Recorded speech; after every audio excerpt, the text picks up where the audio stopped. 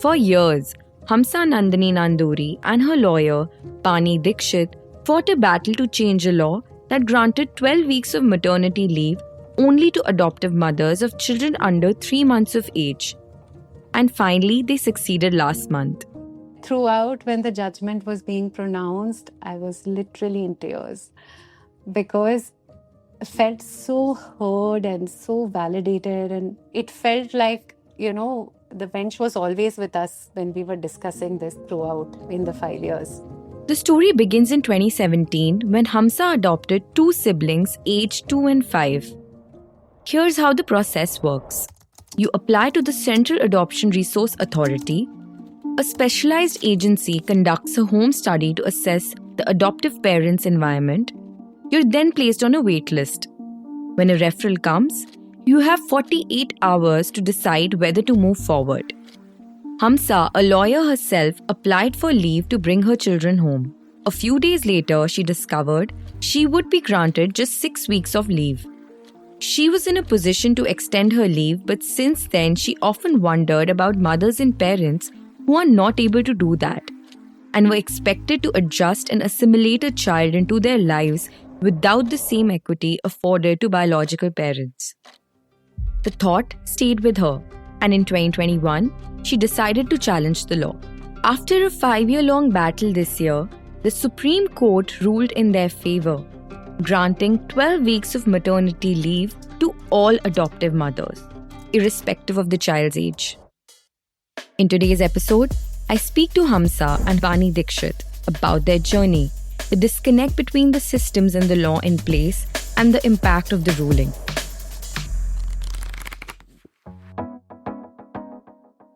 It is Thursday, April 9th. I'm your host, Apurva Mittal, and this is the Morning Brief.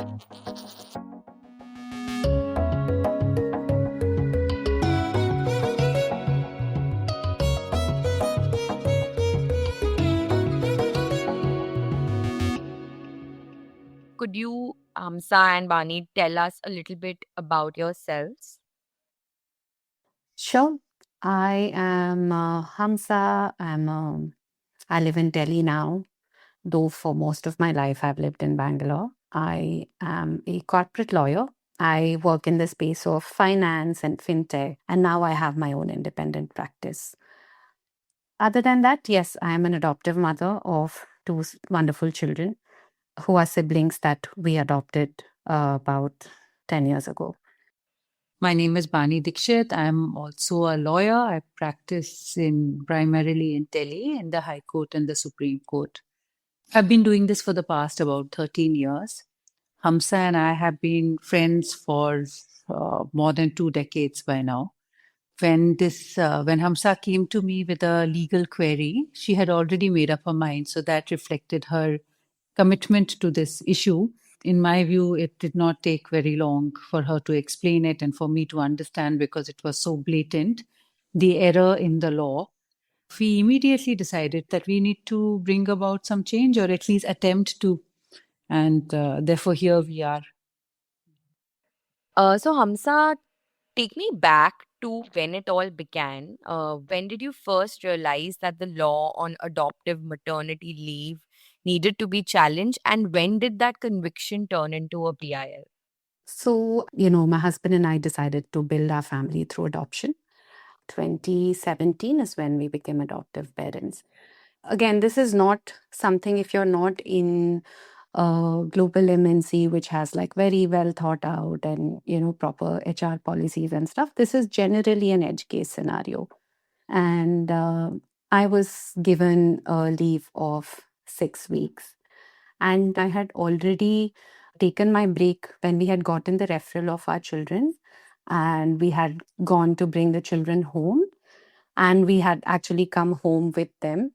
So we were handling so many things and, going through so many new experiences and figuring out, how to sort of just cohabit and live together and all of that. And in the midst of this is when I discovered, that I have 6 weeks of leave, out of which 2 or 3 weeks had already passed by.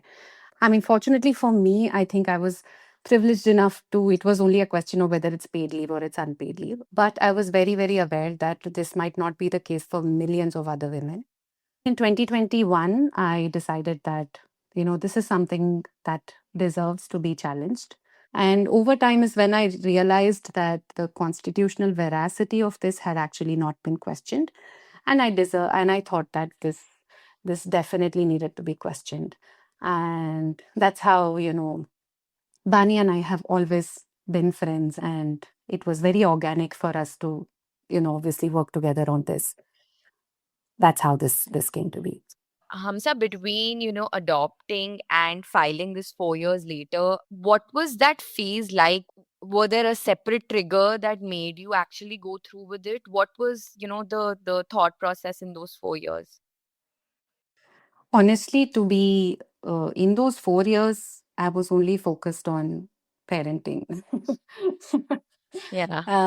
And just grappling with all the change. And, I had to go back to work. The children had to, get to school and so many things, right? Not to say I never thought of this, but this was not something that I thought of on a daily basis. Yeah, actually, in 2021, what happened is I got selected for this program called She Creates Change. It was a program where they would select a bunch of women, and they train you on small tips and tricks about bringing about social change.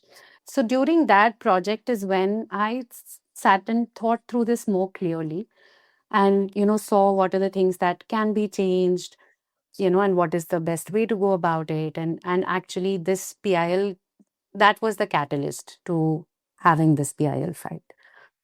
Um, at the core of this PIL and this petition, what were you trying to change? And if you can explain that for someone who is, unfamiliar with the law. Sure, I'll go first, and Bani, you can add later. Certainly.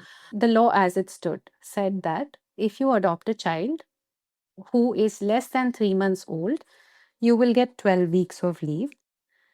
And that was it. There was nothing to say what happens if you adopt a child that is older than 3 months. And that, to my mind, as somebody who had just gone through this process, it was wrong on so many levels. Because most children who are adopted are above the age of 3. Because under the system of Kara, right, the age groups that are mentioned are 0 to 2 years, 2 to 4 years, 4 to 6 years, and 6 and above. So the 0 to 3 is 3 months is not a typical category that is even thought of. And so, it seemed very discriminatory. It seemed very disrespectful to the mother, to the children. What happens to children who are older than 3 months who come into a household, right? Adoption is a very traumatic process for the child, because this is a child who first has lost its birth parents. Then the child has gone to an institution. Child has finally settled down in an institution. Then you're again uprooting the child from the institution and you're bringing it to another place. So when you actually bring a child from an institution, you leave everything behind, including the clothes they're wearing. So imagine you have absolutely nothing familiar with you when you come to a new place. So it's even unthinkable for many of us adults what a child goes through. While this is for you home and you are sure of the safety and security of this place, for the child it's as much a new place as was the institution. And the process itself takes more than 3 months. So there has been no research, or there's been no consideration given to the fact of how long does this process take. So that was the biggest anomaly to me when I read this. Bani, please come in. Apurva, there are two principles that form the very foundation of what we are discussing right now. The first principle is that maternity leave, apart from the fact that it is a constitutional right, is a basic human right. The second thing is that the best interest of the child is paramount in the discussion that we are having. And these are principles that are not only recognized in India, but world over. Now, at the core of the provision that we were challenging, which was then Section 5, Subclause 4 of the Maternity Benefit Act, which is now a different provision under the Social Security Code, it is now Section 60, subclause 4, was that all it provided was that only if a child is less than 3 months of age, will an adoptive mother be entitled to 12 weeks of maternity leave. Although it is silent on anything else, but the sequitur of this would naturally be that if the child is older than 3 months, then there is no maternity leave that the mother is entitled to. Now, if we juxtapose this legal provision with the two foundational principles that I discussed with you, number one, that would imply that a mother who is adopting a child who is, say, 4 months or 5 months or 5 years or 6 years or 15 years for that matter, any child who is less than 18 years of age, is therefore not entitled to maternity leave. And that is an affront to her constitutional and human right. The other challenge with the provision as it existed then was that if a child is slightly older than 3 months, then his or her interests, which are paramount in law otherwise, then are completely compromised because the mother doesn't get maternity leave, the child doesn't get the kind of care and attention that he or she is entitled to due to a change in his or her circumstances. Therefore, it was very clear that foundationally, at its very core, this provision is inequitable. It is contrary to what our Constitution stands for, which is Article 14, which is foundationed on not being arbitrary, not being unreasonable. So it was unreasonable that a 3-month-old child, when adopted, would get the care and attention that he or she requires from the mother, but a child who's 4 months old would not. So that's unreasonable. It is arbitrary. Right. Similarly, it is unfair because Article 14 is also premised on fairness. It is unfair that a woman who's becoming a mother overnight by adopting a child is not entitled to that maternity leave. At the same time, the law is such that it is inconceivable for the adoption process to get completed in 3 months. Then in law, the process mandates that the child has to be first declared legally free for adoption. In law, it contemplates a 60-day deadline. And we know as administratively, it can take much longer. So on multiple accounts, this was a completely arbitrary provision. And therefore, we were very certain when we examined this provision that this has to change. Right. The query then became, how do we go about that change? And which is why we did this. Where does the disconnect come from? I think Justice Pardiwala has said that very nicely in the judgment as well, that traditionally motherhood has always been seen with the lens of biology. Then that pays no regard to the bond that is created outside the womb, which is as crucial and as intimate and as important as the one that, if any, that is formed within the womb. There is no doubt that there is a lot of social bias, there is a lot of ignorance. Even to this day, even if you, several interviews I've given, etc., if you see the comments, there will be a couple that will say that you didn't go through labor, why do you need leave? ये तो बहुत बढ़िया है, you just adopt a child and then you go on a vacation. And this I'm talking about all motherhood. I think the same applies to maternity leave itself. Even maternity leave that is given pursuant to biological birth as well. There is a perception that this is a paid vacation. Right. So I think that's sort of where it stemmed from. I don't think there was sufficient attention paid to this. I don't think there was any research done or any. In fact, one of our submissions in the PIL is the fact that even when this question was brought up during the 2017 Maternity Benefit Act amendment, when it was brought up in the legislature, there was no answer to this question at all. So this was never debated enough as to why the leave is limited to 3 months. Okay. The Maternity Benefit Act that you challenged in 2021 was replaced last year by the Social Security Code. But the section you were challenging was largely retained. Was that a setback? Yes, of course. When the law changed, we did have, one moment where we thought all of this is just going to go away and go down the drain.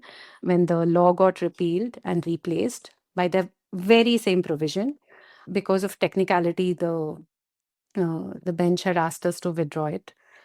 I think, again, thanks to Bani, she somehow convinced the bench that amending the rate would be a good way to go about it so that we don't lose everything that we have done in the last 5 years. I think that was a crucial moment. But other than that, I think, yeah, because we were both lawyers, we knew what this was going to take. So the petition argued that the current law indirectly discouraged the adoption of older children. Have you seen this bias play out in real life or within institutions? Yes, very much. This is a very rampant bias that adopting an older child is harder, adopting an infant is easier. This is, in fact, there a lot even within the adoption community. So you always see increased willingness and increased inquiry for children who are young and especially who are infants. So, for working women listening today, what tangibly changes after this judgment and where do the gaps still remain? It is now a matter of right as opposed to a requisition by one's employer. And I think that changes things considerably, in my view. A biological mother, when she does give birth, is entitled to constitutionally 6 months of maternity leave. Similarly, in this case, if a woman is an adoptive mother, she is now constitutionally entitled to 12 weeks of maternity leave. It is again not at the discretion of the employer anymore, which also means that when she is not able to enjoy it, she is entitled to challenge it in court. Sometimes you need the high handedness of the law to make sure that these basic rights are enjoyed without any interference. And this is the tangible change that can come about. What was your reaction to the judgment? It opens with a poem. I don't know if that's conventional. But what was your reaction, Hamsa, to the judgment? I think throughout, this was one of the few hearings that Bani and I were not physically present in court, unfortunately. But throughout, when the judgment was being pronounced, I was literally in tears because I felt so heard and so validated. And it felt like, the bench was always with us when we were discussing this throughout in the 5 years. Every time we spoke over it in her office or over the phone, I felt like, they were always listening because that's how much I related to everything that was said. And it was really our thoughts coming out. It was truly special. Every time I read the judgment, each and every paragraph is literally a treatise on parenting, on understanding what it is to be a mother, what it means to care for a child. There is so much that the bench has gone into. I'm so grateful for it. Just one final question before we wrap up. The case opens up broader questions about paternity leave, shared caregiving, workplace design. What do you think is the next big reform in India which is required in this space? I think overall, we have to move from maternity leave and paternity leave into the realm of parental leave, where it is within the autonomy of the parents to decide who is the primary giver, who is the primary caregiver, who spends, who takes how much leave. Is 12 weeks sufficient? Uh, what happens to a child with special needs? Does the state not have to support them further? When we filed this petition, we did a study of various systems across the world. And this we saw in many jurisdictions. I think, for example, the more advanced jurisdictions, a system of parental leave, in fact, even up to about 480 days, where it can be split between parents. If we were to look at this from the child's perspective, those are good places for us to move towards. Great. Thank you both so much for patiently answering all my questions. Really appreciate it. Thank you so much, Apurva, for having us. And this was a wonderful discussion. Thank you. I am in full agreement with Hamsa as I am with all other things as well. Thank you for listening. This episode was brought to you by sound designer Amrit Redji and producer Anirban Chaudhary. If you like this episode, do spread the word. All new episodes of The Morning Brief podcast drop every Tuesday, Thursday and Friday. It streams on Amazon Prime Music, JioSaavn, Spotify, Apple and Google Podcasts. Have a great week ahead.